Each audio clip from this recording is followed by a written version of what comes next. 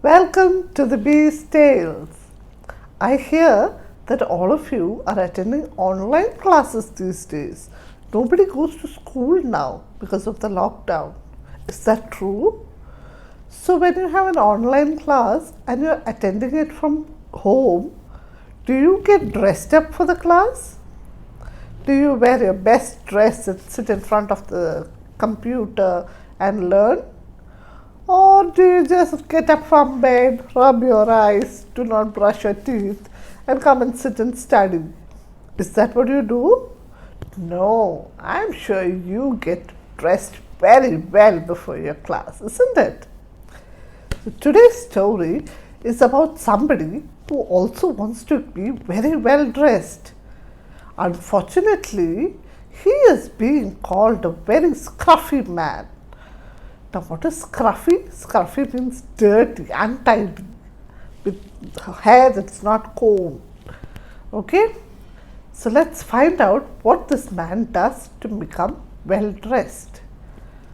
The story is the spiffiest giant in town.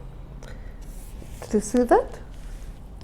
This is the giant. Can you see his legs? And then you can see some animals there. We need to find out why they are in the story. This book has been written by Julia Donaldson and the pictures are by Axel Scheffler. Have we read books by them before? Yes, we have. The Room on the Broom. Remember that story? Yes. It's by the same authors. Let's find out about the spiffiest giant in town. George was a giant. There he is. Look at poor George. Look at his clothes. Look at his shoes. His hair. Did you see that? George was a giant. The scruffiest giant in town. He always wore the same pair of old brown sandals and the same old patched up gown. Every day he wears the same dress. Of course he's going to look scruffy. I wish I wasn't the scruffiest giant in town, he said sadly. But one day George noticed a new shop. It was full of spiffy clothes. Spiffy means nice, very good clothes. So he bought a spiffy shirt, a spiffy pair of pants, a spiffy belt, a spiffy striped tie, some spiffy socks, and a pair of spiffy shining shoes. Now the socks have diamonds on the side. Now I am the spiffiest giant in town, he said proudly. He's very happy. He's become very spiffy, just like you're going to be for your online class. Now George left his old clothes behind in the shop. Why would he need those clothes now? He's become very spiffy. Why does he need those scruffy clothes? He was about to go home. Then he heard a sound. On the sidewalk there stood a giraffe, and the giraffe was sniffing sadly. What's the matter? Asked George.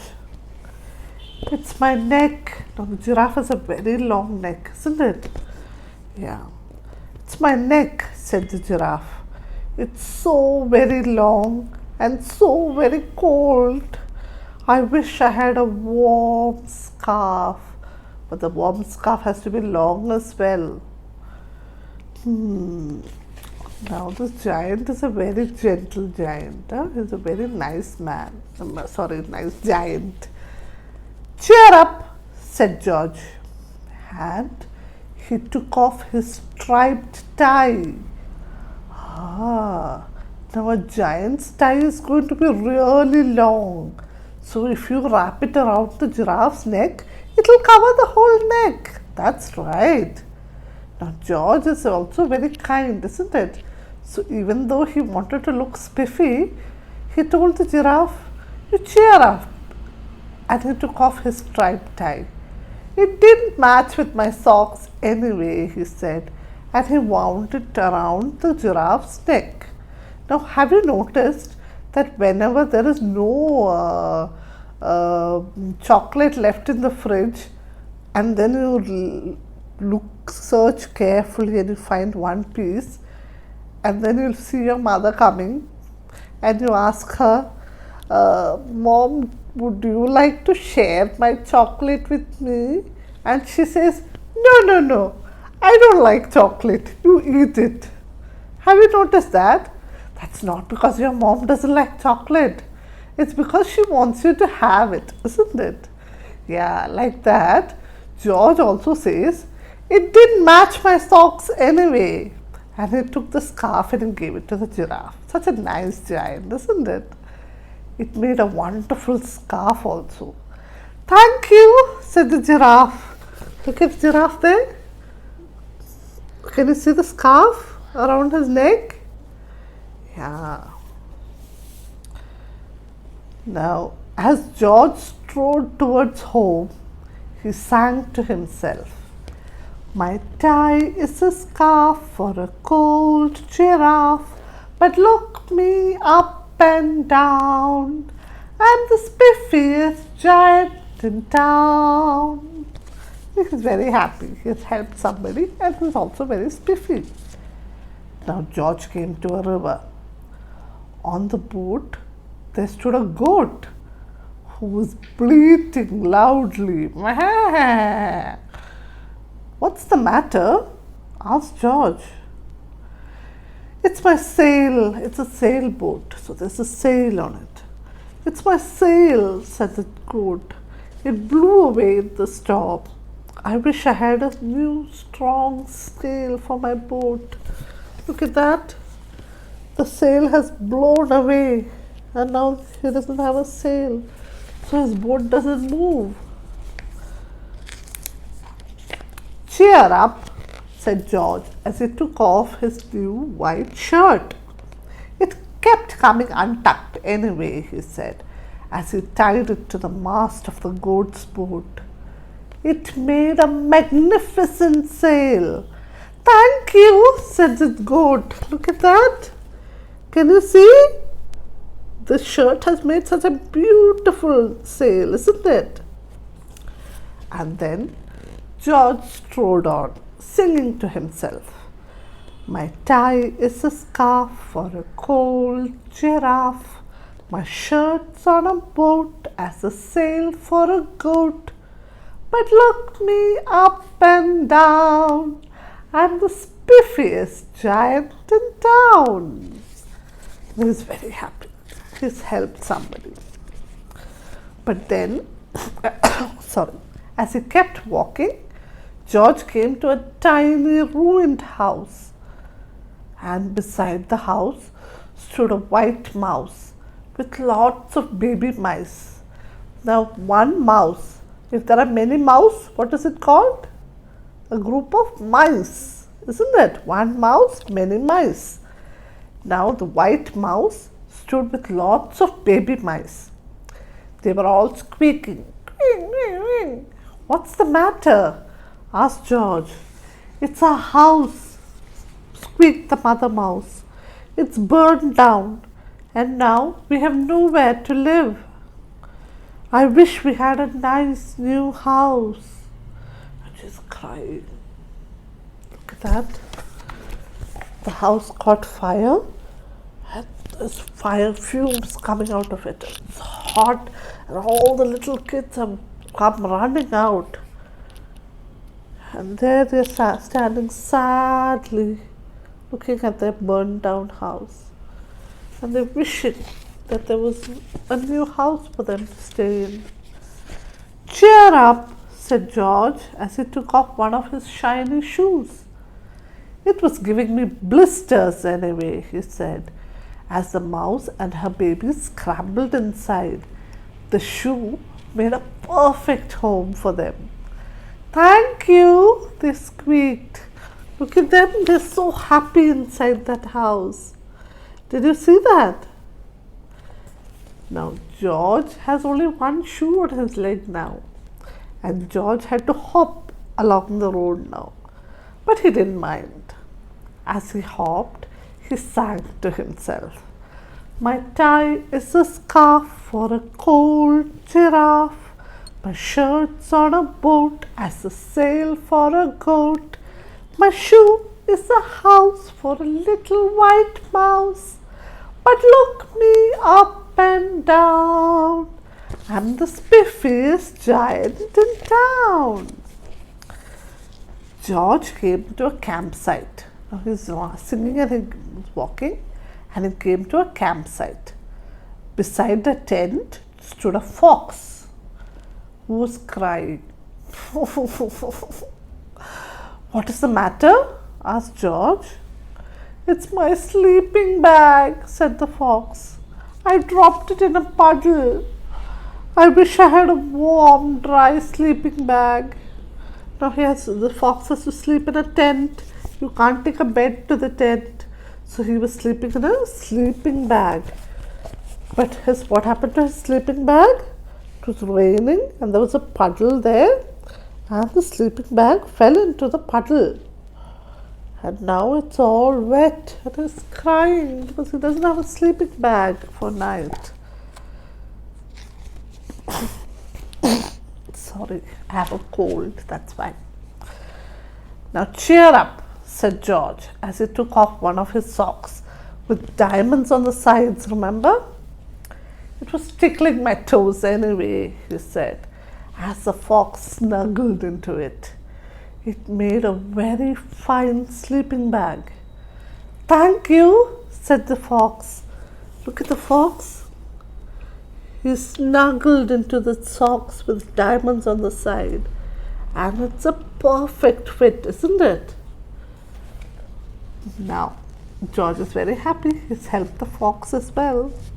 And George was hopping as he went.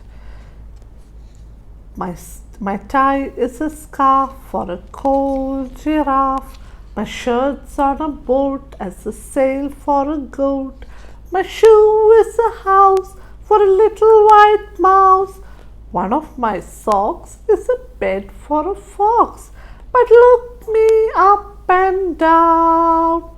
I'm the spiffiest giant in town. George came to a big squishy bog. Beside the bog stood a dog who was howling. What is a bog? Go check out those new and difficult words that I have sent you from on the broom. You'll find that word there. Now, beside the bog stood a dog who was howling. What is the matter? Asked George. It's this bog, said the dog. I need to get across, but I keep getting stuck in the mud. I wish there was a safe, dry path. Look at that. That's the bog, and his feet are inside the bog. Did you see that? It's getting stuck in the bog. And he says, I wish there was a safe, dry path on which I could walk. Cheer up, said George, and he took off his spiffy new belt. It was squeezing my tummy anyway, he said, as he laid it down over the bog. It made an excellent path. Thank you, said the dog. Look at that. Can you see? Can you see the belt? Yeah. The wind started to blow. Okay. Now it's cold, doesn't it? Remember the giraffe had said that it was cold? The wind started to blow. But George didn't mind. He hopped on, singing to himself. My tie is a scarf for a cold giraffe. My shirt's on a boat as a sail for the goat. My shoe is a house for a little white mouse. One of my shoes is a belt. One of my socks is a belt for a fox. My belt. Sorry, I made a mistake. My tie is a scarf for a cold giraffe. My shirt's on a boat as a sail for a goat. My shoe is a house for a little white mouse. One of my socks is a bed for a fox. My belt helped a dog who was crossing a bog. But, my pants are now falling down. There's no belt to hold them up. My pants are falling down. I'm the coldest giant in town.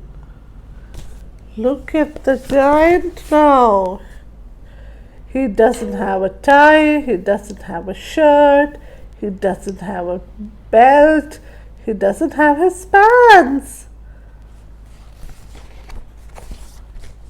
Suddenly George felt sad and shivery and not at all spiffy. He stood on one foot. Why? Because he doesn't have shoe and socks on one of his legs. Now, he stood on one foot and thought, I'll have to go back to the shop and buy some more clothes. He turned around and hopped all the way back to the shop. But when he went there, it was closed. It was evening by the time he got there, and by then the shop had closed. Oh no, cried George. He sank down on the sidewalk and a tear ran down his nose. He felt as sad as all the animals he had met on his way home.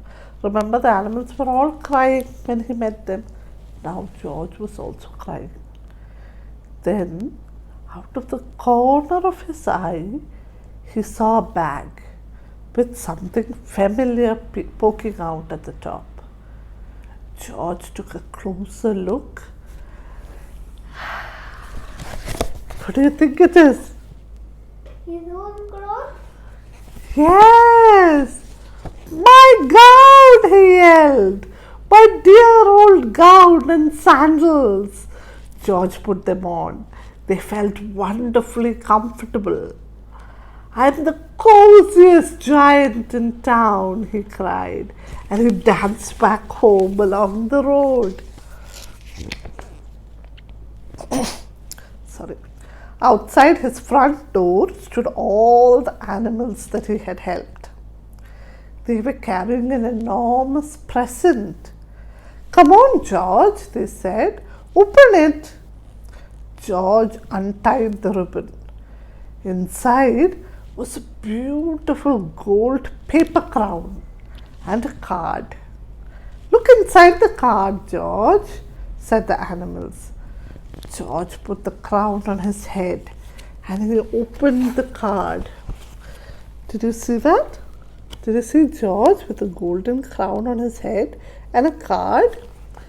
And inside the card it read, You gave your scarf to a cold giraffe, your shirt's on a boat as a sail for a goat, your shoe is a house for a little white mouse, one of your socks is a bed for a fox, your belt helped a dog who was crossing a bog.